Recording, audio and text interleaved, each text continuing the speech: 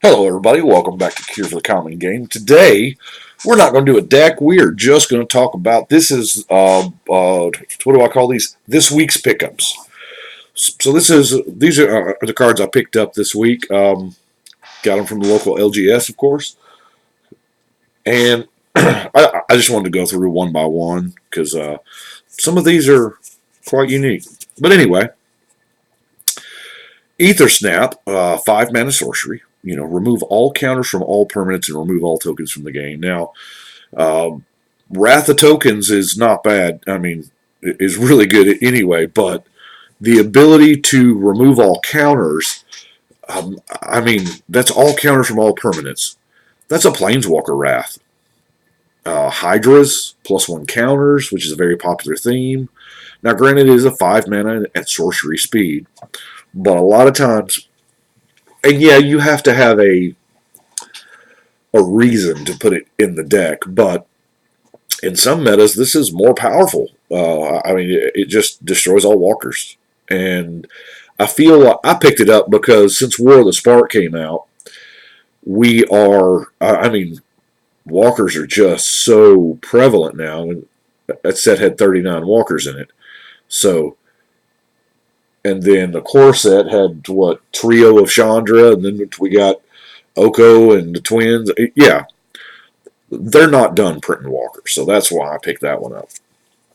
Goblin Warrens. I was actually looking for a Goblin Warrens when I built, who was that? Corvold. And I've got Corvold done, but I may actually go back and take out a card and put the Goblin Warrens in, because Corvold triggers on when you sacrifice things, and this is beautiful. You sack 2 goblins to get 3 goblins. Right? So you're getting 2 sacrifice triggers, and you're coming out ahead. Yes, it does cost 3 to cast, 3 to use, but you can just enable your sacrifice outlets, at will, while building creatures. Blink Moth Urn I picked up because it will probably... Emery will probably see one of these. At the beginning of each player's pre-combat main phase, if Blink Moth Urn is untapped, that player adds 1. Now, yes, it's everybody. But there's a good chance that we're going to have more artifacts. If you're thinking about playing the Urn, there's a good chance you're going to have more artifacts than all your opponents will have. So that's why I like it.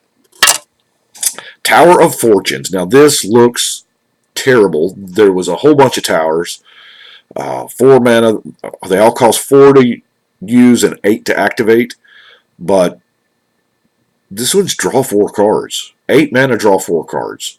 That's not bad. I actually, in the mono white deck that's next up on the docket, I'm running Jayemdae Tome, for goodness, which is 4 to cast, 4 to use, draw 1 card. So, Tower of Fortunes, in those colors that can't draw cards, who am I kidding? In white, a lot of times 8 mana, that's not a thing that we don't have, And a lot of times late game, you ain't got a hand, you got mana. Why not? Acquire. Acquire is another card that Emery may see. You search target opponent's library for an artifact card, put it in the battlefield under your control. So you get to steal an artifact from their library. Now, yeah, you got the downside of you got to pick an opponent blind without knowing what artifacts are in their deck, but it's not hard. Worst case scenario, what do you get in a Soul Ring? Everybody runs Soul Ring, well, except me. And the only reason why I don't run Soul Ring in every deck is because, well, I don't have a Soul Ring for every deck. But anyway, Acquire's really good. I have been known to acquire their artifact combo pieces. Let's look at Lethal Vapors. Whenever a creature comes into play, destroy it. This is a 4 mana black enchantment now. Whenever a creature comes into play, destroy it. 0. Destroy Lethal Vapors. You skip your next turn. Any player may play this ability. So, really, Honestly, it's 4 mana to skip target player's turn. To skip a random player's turn, because you don't know who's going to do it. It's very tempting in like low creature builds or like black removal builds. I've been tinkering around with the idea of creatureless black for a little while, and I saw this today, and I went, I think I may pick that up and work on a black creatureless build at some point. Picked up another gratuitous violence. Actually, I think I picked up a couple, or one or two, something. Just a good card, especially if you're relying on creatures to do your damage. Y'all saw that this does a ton of work in Torbrand. Ooh, boy, does it. Primordial Sage, great card. You play a creature, draw a card. It's 6 mana for a 4/5 body that does that. It's not bad. Maybe might see the elf build that I'm not building. I say not building. I got like a 30 card pile of elf cards over here. Don't know. Well of Lost Dreams. 4 mana artifact. Whenever you gain life, you may pay X, where X is less than or equal to the amount of life you gained if you do draw cards. So, to make it simple, if you gain 1 life, you can pay 1 and draw 1. So, if you gain 5 life, you can pay 5 and draw 5. Really good. White is typically a life-gaining color. You can run all your little lifelink creatures, and this is another way to draw some cards. I mean, yeah, it's going to cost some mana, but, it's fine. Dragon Tyrant, because, dragons. This 10 mana 6/6, flying, trample, double strike. You got to sack it unless you pay 4 specific red during your upkeep, and it has fire breathing and double strike and trample with fly. Yeah, this is one of those just big dumb creatures. Yes, it's going to draw a removal spell. This may the Dragon Tyrant may be the reason why they decide to cast their board wipe. I don't know, but I didn't own this card. I didn't have a copy, so I was like, you know what? Yeah, big scary dragon's probably going in something. In the future, I mean, it's not anytime soon. I don't think it'll see an Eldraine deck, but big scary dragon that I didn't have. Why not? Altar of Shadows. Okay, I don't know how this is possible. I don't ever remember seeing this card before today. Yeah, right. I mean, I played through Mirrodin Standard. Although, obviously, it's 7 mana. 7 to cast and 7 to activate this artifact. It didn't really see a whole lot of standard play. Not with Affinity running around the way it was. But anyway, at the beginning of your pre-combat main phase, add a black mana to your mana pool for each charge counter on this. 7 and tap. Destroy target creature. Put a charge counter on this. So, it's reusable creature destruction that's going to provide mana, an ever-growing amount of black mana. So, and yeah, I see the argument with it. 7 to cast, 7 to use. By the time you get it, you don't need it. You don't need the mana. But really, honestly, have you ever sat down and went, I have too much black mana? No, nobody does.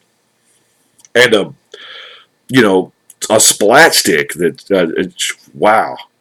I don't know. I was impressed. I know it's like under a quarter or something, but I thought, you know what? This will probably see play in a deck. Maybe that creatureless black again, because it does have a black mana symbol in it, so its color identity is black. So you got to be playing black to play. Now, Drain Power is this is the 5th edition. I actually bought 3 different versions. I bought the revised, the 4th, and the 5th, because he had one of each. The reason why I'm showing you the 5th edition is because it's I think this is the most recent wording. I love Drain Power. It is absolutely awesome. especially against the blue control deck. So it's a sorcery. Target player draws all mana from all lands, so they tap all their lands, and then you get the mana for it. They pretty much tap all their mana into your pool, essentially. That's how that goes. But more importantly, it taps their lands. It taps their lands, you get the mana. So as far as a mana bump, a ritual, if you will, it's 2 that's going to get you whatever they've got left open. If nothing else, it's going to draw a counterspell. But if you can catch that non-counter player, you can get an obscene amount of mana. Or if you're just looking to tap their lands. Anyway, let's continue on. Y'all will see more of Drain Power in the future. Nature's Resurgence. This is another one that there's Corvold, I thought really hard about it because, he's green. Now, I'm not going to try to go back and try to work this into Corvold, but maybe a Golgari, like a green-black sacrifice deck, because green and black are like the 2 colors that do that. That, if it's a green-black sacrifice deck, you're going to have creatures in your graveyard. So each player draws a card for each creature in his or her graveyard. So that is kind of risky, helping your opponent out too, but odds are if you're running Nature's Resurgence, you're probably running, Bajuka Bogs or Crypts or something like that. This is where I hit the white border box. I guess you can tell Nature's Resurgent. Blinding Angel. 5 mana for 2/4 flying doesn't seem like a lot, but she steals their combat step. Yeah, they just skip their combat step if she hits them. Super awesome. Come out in Nemesis. I've always loved it. It's the scary angel. The 2 damage is not what hurts. It's the not being able to attack with your, field full of green monsters. Seismic Assault is a great card. I may actually go back and work one into Torbrand, because Torbrand says red source, and this specifically says Seismic Assault deals the damage, so that would deal 4 damage per land you pitched. Seems like not bad. I'll be honest, I picked up Seismic Assaults just because I like to use them. Red decks, if you're running red and running creatures, most of the time you could handle an extra combat step. Yes, I bought a Nightmare, and I know I've got 100 Nightmares because they keep printing it. But I bought this one because this is the Nightmare. This is Nightmare. Melissa Benson does the Nightmare art. I'm not knocking anybody else who has ever done it, because they are all wonderfully talented artists, way better than I could ever do. But when I started to play way back when, long before 6th edition even, because this was 99, this was Nightmare. The Melissa Benson art was Nightmare, and there's just something, I don't know if it's a nostalgia thing or what, but I saw the art and I went, you know what? This is, y'all know I run Nightmare in decks. If it's mono black and I need a giant flyer, I'm like, Nightmare, why not? And I think there's a black denim jacket that they made with this art on the back of it. I think that jacket's super expensive now, but anyway. Sorcerer's Queen, just a good card. I mean, I don't know that I'm out, but she sure is nice. Making, any creature a 0/2 that, you hold back the Sorcerer's Queen, and that impacts combat greatly. Especially love the combats when you're not involved. Angelic Voices is a overcosted anthem, but you know what? It's an anthem, and there are decks that want as many of those as possible. And yeah, this is one of the more obscure ones. You have to be playing mono white, well, or artifacts, but a lot of times that's what you want. Now these last 2 cards, it's 2 more. Arena of the Ancients. Why is this card not everywhere? Why are we not all jamming this card? Right? When it comes in, 3 mana for this artifact. When Arena of the Ancients comes into play, tap all legends, and legends do not untap during their controller's untap step. Since we are not doing a deck tech or anything, what I want to do is I'm just going to randomly talk a little bit while I pull up this card on the Oracle text for it. Because I want to see exactly, because it says Legends. And back then, Legends was, a creature type. So I don't know if it's legendary permanents or legendary creatures or exactly what they've errated this to. And why am I on 3G? I mean, I am here right beside the dang wireless router. Okay, Arena of the Ancients. Oh, now I have to. Legendary creatures don't untap during their controller's untap steps. When an Arena of the Ancients enters the battlefield, tap all legendary creatures. So this just taps legendary creatures. Now, you know what? We all play with them. There's what, 5, 10, 11, there's 12 planeswalkers that can be your commander. That's it. So, most of the time, a high percentage of the time, you're going to hit commanders. And a lot of commanders, yeah, some of them don't care about tapping and untapping. If you're playing Mimnarch, you don't really care, because he still works even when he's tapped. But a lot of the tap to do things, like if you're playing, oh shoot, I can't think of one right now because all the legends in front of me are like the Brawl doesn't matter cards. But anyway, you know what I'm saying. You can lock down every legend at the table. Kind of neat. Especially if you can put your commander into play afterwards, and maybe it's got vigilance. I don't know. Anyway, last card. Sorrow's Path. Now, I am fairly active on Twitter. A lot of you know that. I tweet almost every single day, several times.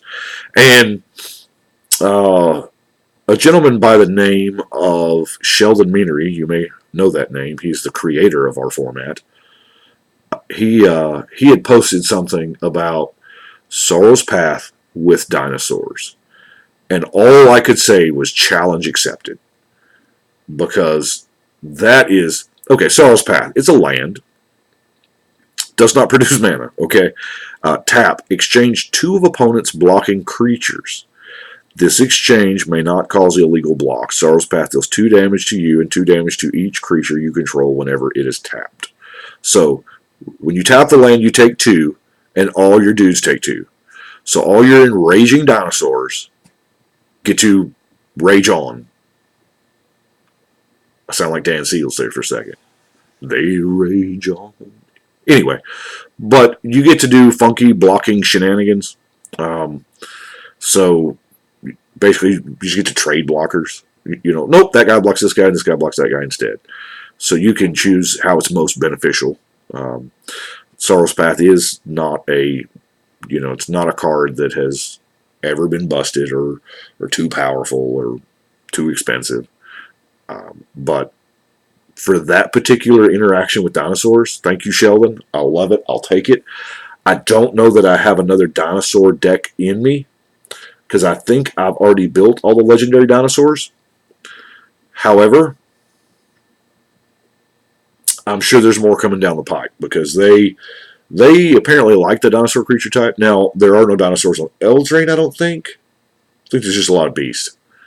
But there are dinosaurs in the core set, so that tells me the dinosaur, and we've seen it, hit and miss since we left Ixalan, that dinosaurs are going to be a supported creature type going here forward. So that's what I've got for this week's pickups. I thought it would be fun just to run down and exactly what I want to do with them and stuff like that. To really know, it's just a quick thing. I didn't have to do a deck list for this or anything, so just got off work and it's almost time for karate. So I do appreciate y'all watching. Y'all let me know what you think, and you know what? We'll see y'all tomorrow.